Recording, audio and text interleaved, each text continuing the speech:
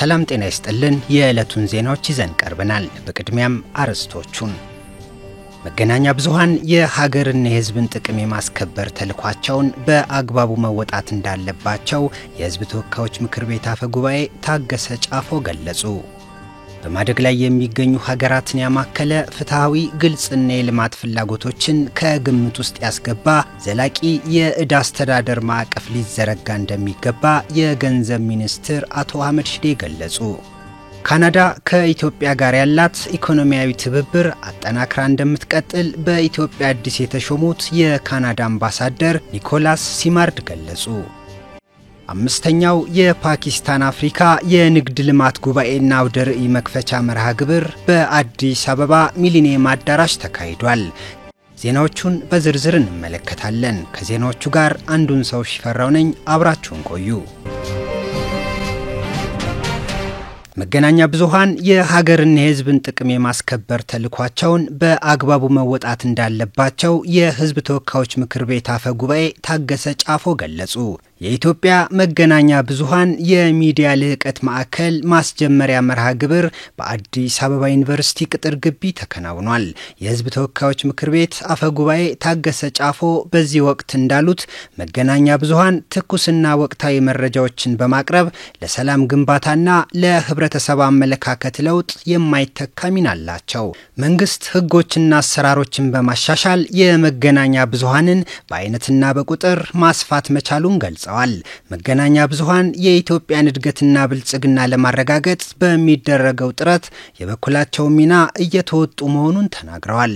ይሁን እንጂ የዲጂታል ጋዜጠኝነት መስፋፋት በረከት ይዞ መምጣቱን በመጥቀስ የጋዜጠኝነት ስነ ምግባርን የጣሱ አካላት ግን ተገቢ ያልሆነ ይዘት በማሰራጨት ላይ መሆናቸውን አንስተዋል።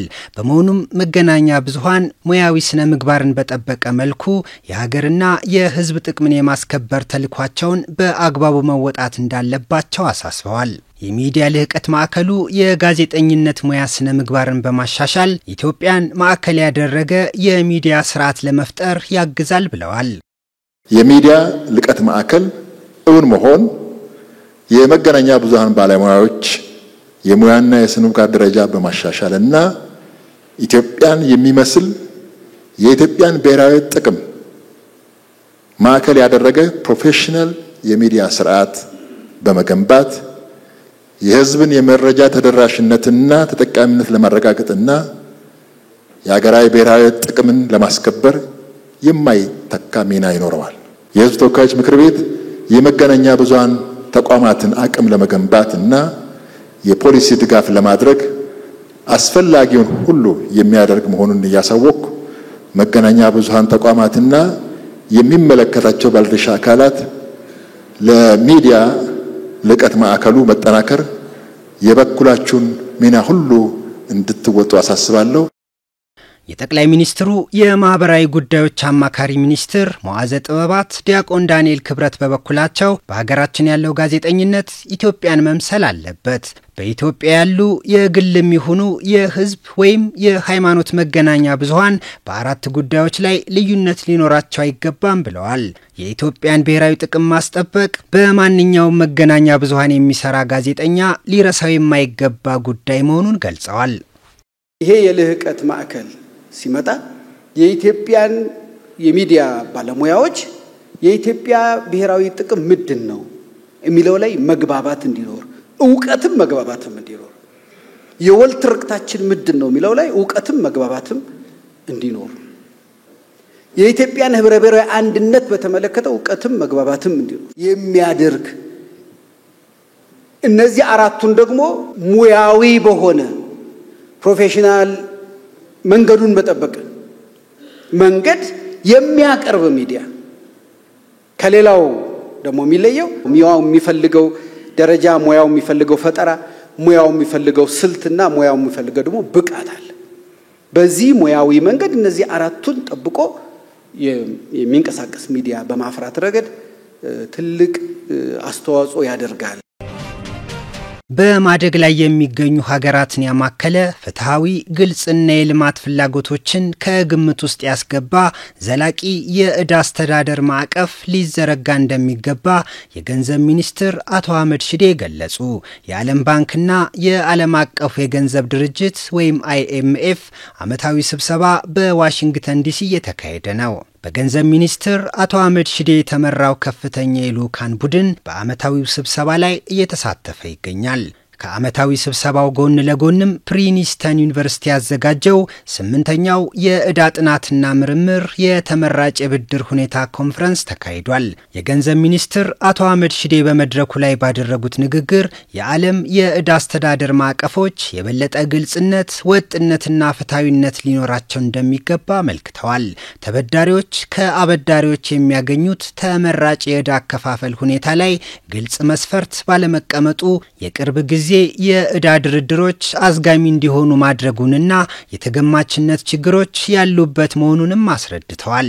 ከተበዳሪ ሀገር አንጻር ሲታይ ደግሞ እርግጠኛ መሆን ስለማይቻል የሚደረጉ ድርድሮችን ይበልጡ ስብስብ እንደሚያደርገው፣ የገንዘብ ዋስትና አቅርቦትን እንደሚያዘገይ፣ በመጨረሻም የዕዳ ሸክሙን ባልተመጣጠነ ሁኔታ በተበዳሪው ሀገር ላይ በመጫን ወደ ሁለትዮሽ አበዳሪዎች እንዲዘዋወር እንደሚያደርግም ጠቁመዋል። ተመራጭ የብድር ሁኔታውም በግልጽ በሚታወቁና ዓለም አቀፋዊ መለኪያዎች በተቀመጠለት ሁኔታ የሚካሄዱ ከሆነ ፈጣን ስምምነቶችን በማድረግ በባለድርሻ አካላት መካከል መተማመንን እንደሚያመጣ ሚኒስትሩ አጽንኦት ሰጥተው አብራርተዋል።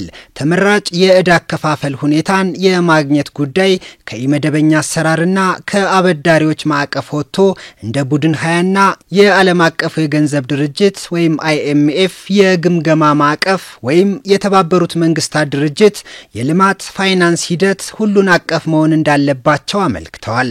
ግልጽና ተጠያቂነት የሰፈነባቸው ህጎች ተአማኒነትን እንደሚገነቡና የዕዳ ስምምነቶችን እንደሚያፋጥኑ ገልጸው ከዛም ባሻገር ዓለም አቀፍ የፋይናንስ ትብብሮችን እንደሚያጠናክሩ መናገራቸውን የገንዘብ ሚኒስቴር ለኢዜአ በላከው መረጃ አመልክቷል። ከኢትዮጵያ ጋር በተለያዩ ዘርፎች ያላትን ኢኮኖሚያዊ ትብብር በማስፋት አጠናክራ እንደምትቀጥል በኢትዮጵያ አዲስ የተሾሙት የካናዳ አምባሳደር ኒኮላስ ሲማርድ ገለጹ። የኢፌዴሪ ፕሬዝዳንት ታዬ አጽቀሥላሴ ጥቅምት 4 ቀን 2018 ዓ.ም በብሔራዊ ቤተ መንግስት የተለያዩ ሀገራትን አዳዲስ አምባሳደሮች የሹመት ደብዳቤ ተቀብለዋል። የሹመት ደብዳቤ ካቀረቡት አምባሳደሮች መካከል የካናዳው አምባሳደር ኒኮላስ ሲማርድ ይገኙበታል። አምባሳደር ሲማርድ በዚህ ወቅት ለኢዜአ እንደገለጹት ኢትዮጵያና ካናዳ ረጅም ዘመን ያስቆጠረ ጠንካራ ዲፕሎማሲያዊ፣ ኢኮኖሚያዊና የህዝብ ለህዝብ ግንኙነት አላቸው። የሁለቱ ሀገሮች ግንኙነት ከጊዜ ወደ ጊዜ እየሰፋና እያደገ መምጣቱን ጠቁመው ካናዳ ለኢትዮጵያ ከዋና ዋናዎቹ የልማት አጋሮች አንዷ መሆኗን ገልጸዋል። አምባሳደር ሲማርድ እንደገለጹት ካናዳ ከኢትዮጵያ ጋር በኤሮስፔስ፣ ማዕድን፣ ትምህርትና በሌሎችም መስኮች ትብብሯን አጠናክራ ትቀጥላለች። በተጨማሪም ኢትዮጵያና ካናዳ በምስራቅ አፍሪካ ቀጠና ሰላምና መረጋጋትን ለማረጋገጥ ተቀራርበው እየሰሩ መሆናቸውን ገልጸው ይህንንም አጠናክረው እንደሚቀጥሉ አረጋግጠዋል። በቀጣይ ሁለቱ ሀገራት አጋርነታቸውን አጠናክረው እንደሚቀጥሉ አምባሳደሩ ተናግረዋል። 5ኛው የፓኪስታን አፍሪካ የንግድ ልማት ጉባኤና አውደ ርዕይ መክፈቻ መርሃ ግብር በአዲስ አበባ ሚሊኒየም አዳራሽ ተካሂዷል። በንግድ ልማት ጉባኤና አውደ ርዕዩ ላይ ከ150 በላይ የፓኪስታን አምራች ድርጅቶች እየተሳተፉ መሆናቸው ተጠቁሟል። በመክፈቻ መርሃ ግብሩ ላይ ንግግር ያደረጉት የትራንስፖርትና ሎጂስቲክስ ሚኒስትር ዶክተር አለሙ ስሜ ኢትዮጵያ የአፍሪካ መግቢያ በር መሆኗን ጠቅሰው በሀገሪቱ ምቹ የኢንቨስትመንትና የንግድ ምህዳር መኖሩን አስገንዝበዋል። መንግስት ቀጥታ የውጭ ኢንቨስትመንትን ለማሳደግ በርካታ ስራዎችን እየሰራ መሆኑንም አመልክተዋል። ኢትዮጵያን ጠንካራ የንግድ ማዕከል ለማድረግ በርካታ ስራዎች እየተሰሩ መሆኑንና የኢኮኖሚ ልማት እድገቷን የሚያስቀጥሉ በርካታ ሜጋ ፕሮጀክቶችን እየገነባች መሆኗን ተናግረዋል። የተሟላ የማክሮ ኢኮኖሚ ማሻሻያ ትግበራው ፓኪስታንን ጨምሮ ከሌሎች የዓለም ሀገራት በርካታ ባለሀብቶች ወደ ኢትዮጵያ መጥተው ኢንቨስት እንዲያደርጉ ምቹ ሁኔታ እንደፈጠረ ጠቁመዋል። በኢትዮጵያ የፓኪስታን አምባሳደር አቲፍ ሸሪፍ በበኩላቸው የንግድ ልማት ጉባኤው በፓኪስታንና በአፍሪካ ሀገራት መካከል ያለውን የኢኮኖሚ አጋርነት ይበልጥ እንደሚያጠናክር ገልጸዋል። በጉባኤውና በተዘጋጀው አውደ ርዕይ ከ150 በላይ የፓኪስታን ኩባንያዎች መሳተፋቸውን ጠቅሰው ዛሬን ጨምሮ ለተከታታይ 3 ቀናት የሚካሄድ መሆኑን አረጋግጠዋል። ዜናው አበቃ። ሰላም ቆዩን።